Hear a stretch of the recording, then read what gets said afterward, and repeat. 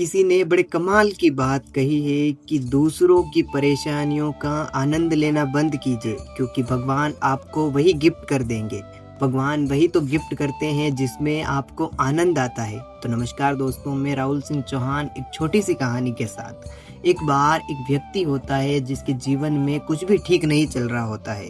घर पर झगड़े हो रहे थे, लड़ाई झगड़े चल ही रहे थे, परेशानी हो रही थी उसे। घर पर कोई भी उसकी बात नहीं मानता था। ऑफिस जाता था तो ऑफिस में झगड़े होते थे, बॉस डांटता था तो सब कुछ काम उसके उल्टे चल रहे थे। कुछ भी काम करता तो कुछ भी ठीक नहीं होता, सब कुछ बिगड़ जाता। तो वो भगवान से शिकायत करता है कि भगवान, आप मेरे साथ ही ऐसा क्यों कर रहे हो। मेरे पड़ोसी देखिए, जो इतना गलत काम करते हैं, पाप करते हैं, उनको तो आपने बिल्कुल सुखी रख रखा है। आप मेरे साथ ऐसा क्यों कर रहे हो, मुझे परेशानी में क्यों डाल रहे हो आप, जबकि मैं तो आपका नाम लेता हूँ, आपका सुमिरन करता हूँ हर वक्त। तो आप मेरे साथ ऐसा क्यों कर रहे हो। तो वह भगवान से कहता है कि भगवान, आज आपको मेरे सपने में आना ही पड़ेगा, आपको मुझे दर्शन देने ही पड़ेंगे। तो आप नहीं आए तो मैं आपका कभी नाम ले लूँगा और भक्ति छोड़ दूँगा।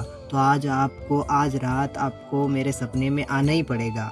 तो फिर भगवान उसकी बात से सहमत हुए, और वास्तविक बात है ये कि उस रात उसके सपने में भगवान वास्तविक में आए। उसके बाद भगवान ने उसे आकर बोला सपने में कि क्या चाहते हो मुझसे। तो उसने सब बात बताई कि मैं इतना परेशान रहता हूँ, लड़ाई झगड़े हो रहे हैं, ऑफिस में बॉस गाली दे रहा, सब कुछ परेशानी बता दी।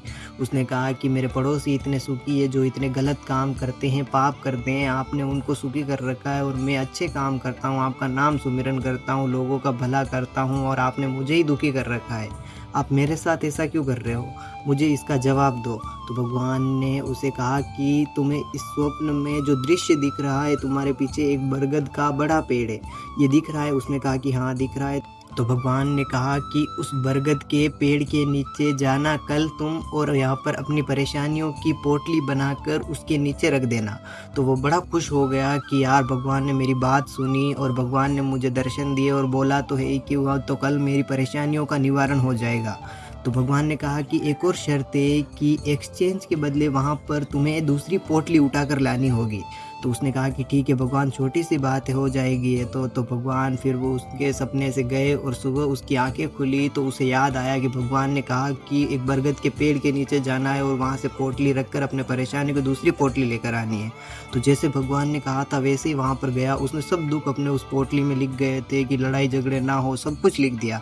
फिर वह बरगद के पेड़ के नीचे वह पोटली लेकर पहुंचा, और आगे जाकर जैसे ही उसके नीचे रखी तो उसके नीचे और भी बहुत सारी पोटलियां पड़ी थी। उनमें से एक पोटली रखनी थी, उसको शर्त याद आ गई भगवान की। फिर वह उनमें से एक पोटली लेने के लिए जैसे ही नीचे झुका तो उसे याद आया कि अब इनमें से कौन सी पोटली लूँ। तो वह सबसे छोटी पोटली उठाता है और थोड़ा सा आगे आता है, और वो सोचता है कि कहीं इसमें ये ना लिखा हो कि मेरी मृत्यु हो जाएगी कुछ दिन बाद। तो वह वापस दौड़ कर जाता है और उसके नीचे पोटली डाल देता है वापस। फिर दूसरी पोटली देखता है तो वहाँ पर से एक और पोटली लेता है, और उसमें देखता है कि यार, इसमें ऐसा नहीं लिखा हो कि मेरे किसी अपने की डेथ हो जाए। फिर वह पास जाता है, वापस डालता है, तो फिर सोचने लगता है कि भगवान, आपने मुझे कैसी दुविधा में डाल दिया है। इसमें तो मैं कुछ चूज़ ही नहीं कर पा रहा हूँ कि मैं कौन सी पोटली लूँ, कहीं मेरे अपनों का ही कुछ नहीं हो जाए इसमें। तो भगवान, आपसे मैं माफ़ी मांगता हूँ, मैंने अपनी परेशानियों से लड़ने की हिम्मत दीजिए मुझे, मैं खुद लड़ लूँगा, आप बस इतनी मेहरबानी कीजिए। तो भगवान ने कहा कि उसे कोई नहीं, तुझे जो मैं समझाना चाहता था वो तो तू समझ गया है। तो दोस्तों, इस कहानी से हमें यही सीख मिलती है कि भगवान चाहे कितनी भी परेशानी दे, दुख दे, उनसे लड़ने की हिम्मत रखिए, क्योंकि भगवान आपको हौसला ज़रूर देता है लड़ने का। तो आशा करता हूँ कि मेरी ये छोटी सी कहानी आपको अच्छी लगी होगी। तो वीडियो को लाइक और चैनल को सब्सक्राइब करना मत भूलना। राधे राधे।